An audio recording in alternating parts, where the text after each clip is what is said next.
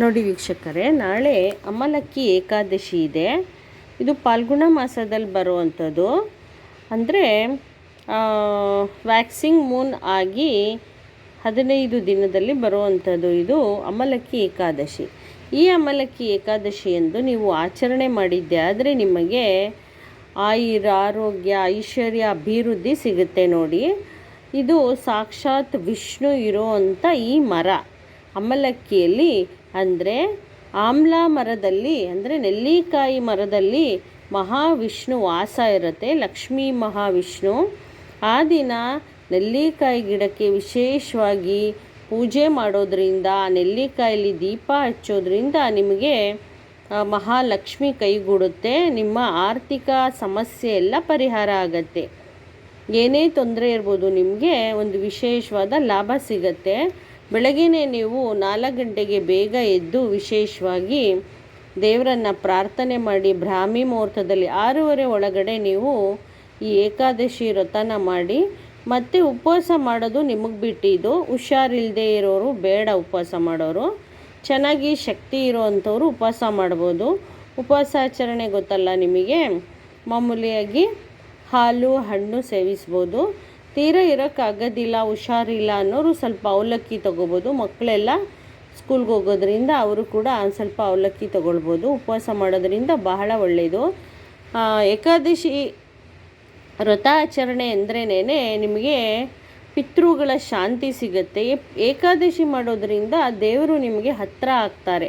ಉಪವಾಸ, ವ್ರತ, ಭಜನೆ, ಸಂಜೆ ಭಜನೆ ಮಾಡಿ, ಮಹಾವಿಷ್ಣು ಸಹಸ್ರನಾಮ ಪಠನೆ ಮಾಡಿ, ಈ ರೀತಿ ಮಾಡೋದ್ರಿಂದ ನಿಮಗೆ ಸುಪ್ರೀಂ ಲಾರ್ಡ್ ಮಹಾಪ್ರಭು ವಿಷ್ಣು ನಿಮಗೆ ಆಶೀರ್ವಾದ ಮಾಡ್ತಾರೆ ಮತ್ತು ನಿಮ್ಮ ಹತ್ರನೇ ಬರ್ತಾರೆ. ಕೃಷ್ಣ ಹೇಗೆ ಎಲ್ಲ ರಾಕ್ಷಸರುಗಳನ್ನ ಸಂಹಾರ ಮಾಡಿ ಎಲ್ಲರನ್ನೂ ಕಾಪಾಡ್ತು, ಹಾಗೆ ನಿಮಗೆ ಈ ಒಂದು ಏಕಾದಶಿ ವ್ರತ ಮಾಡೋದ್ರಿಂದ ನಿಮಗೆ ವಿಶೇಷವಾದ ಲಾಭ ಸಿಗುತ್ತೆ. ತಿಂಗಳು ಬರುತ್ತೆ ನೋಡಿ. ಒಂದೊಂದು ಏಕಾದಶಿ ಒಂದೊಂದು ಕಥೆ ಇರುತ್ತೆ. ಆ ದಿನ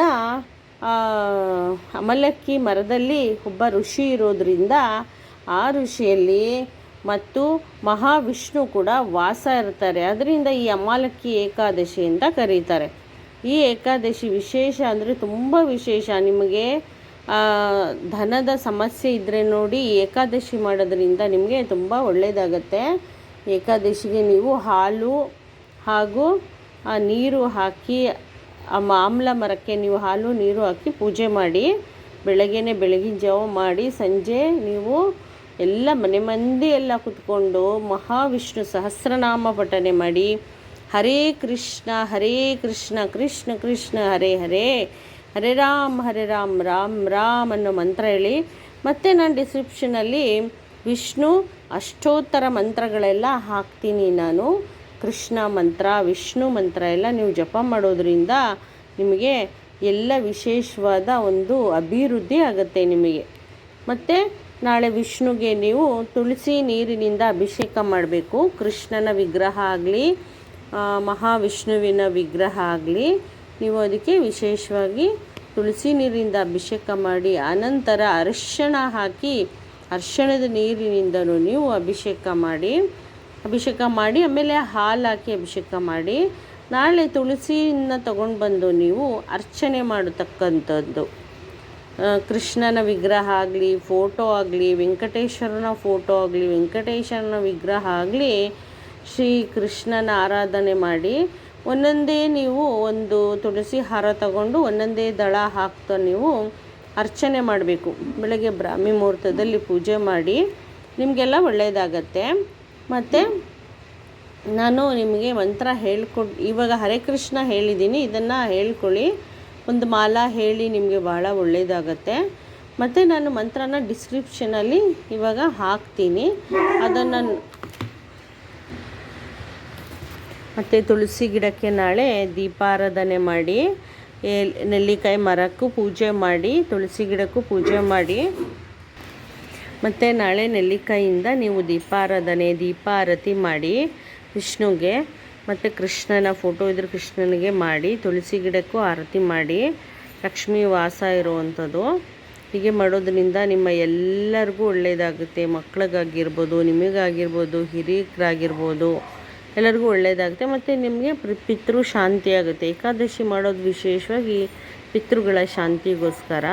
ನಿಮಗೆ ಯಾರಾದರೂ ಪಿತೃಗಳಿಂದ ಬಾಧೆ ಇದ್ದರೆ ನೋಡಿ, ಏನಾದರೂ ಬಾಧೆ ಅಂತ ಹೇಗೆ ಗೊತ್ತಾಗುತ್ತೆ ಅಂದರೆ ಕೆಲಸ ಕಾರ್ಯ ಆಗದೇ ಇರೋದು, ಕೈಗೆ ದುಡ್ಡು ಏನೂ ಸಿಗದೇ ಇರೋವಂಥದ್ದು, ಎಲ್ಲ ಕೆಲಸ ಅದಕ್ಕೆ ನಿಂತಿರೋವಂಥದ್ದು ಹೀಗಿದ್ರೆ ಪಿತೃ ಶಾಂತಿ ಮಾಡಬೇಕು ಅಂತ ಹೇಳ್ತಾರೆ. ಅದರಿಂದ ವಿಷ್ಣುವಿನ ಈ ಒಂದು ಏಕಾದಶಿ ಮಾಡೋದ್ರಿಂದ ನಿಮಗೆ ಪಿತೃಶಾಂತಿ ಆಗುತ್ತೆ. ಏಕಾದಶಿ ಆಚರಣೆ ಮಾಡೋದ್ರಿಂದ ಎಲ್ಲ ಒಳ್ಳೆಯದಾಗುತ್ತೆ ವೀಕ್ಷಕರೇ. ಅದು ಫಾಲ್ಗುಣ ಮಾಸದಲ್ಲಿ ಬರುವಂಥ ಏಕಾದಶಿ ಅಂತೂ ತುಂಬ ವಿಶೇಷವಾದದ್ದು. ಈ ರೀತಿ ಮಾಡ್ಕೊಳ್ಳಿ ವೀಕ್ಷಕರೇ. ಮತ್ತು ಅರ್ಚನೆ ಮಾಡಿ, ತುಳಸಿ ಅರ್ಚನೆ ಮಾಡಿ, ಅಭಿಷೇಕ ಮಾಡಿ, ವಿಷ್ಣುಗೆ ಪ್ರಿಯವಾದ ನೈವೇದ್ಯ ಸಜ್ಜಿಗೆ ಮಾಡಿಡಿ, ಫಲಹಾರ ಮಾಡಿ, ಮತ್ತು ಬಾಳೆಹಣ್ಣು ನೈವೇದ್ಯವನ್ನು ಕೂಡ ಮಾಡಿ ವಿಷ್ಣುಗೆ. ಮತ್ತು ನಾನು ನೆಕ್ಸ್ಟ್ ವಿಡಿಯೋಲಿ ಸಿಗ್ತೀನಿ ವೀಕ್ಷಕರೇ. ನಿಮಗೆಲ್ಲ ನಮಸ್ತೆ. ಮತ್ತು ನನ್ನ ಚಾನಲ್ನ ಸಬ್ಸ್ಕ್ರೈಬ್ ಮಾಡಿ, ಲೈಕ್ ಮಾಡಿ ವೀಕ್ಷಕರೇ, ಸಪೋರ್ಟ್ ಮಾಡಿ. ನಮಸ್ತೆ.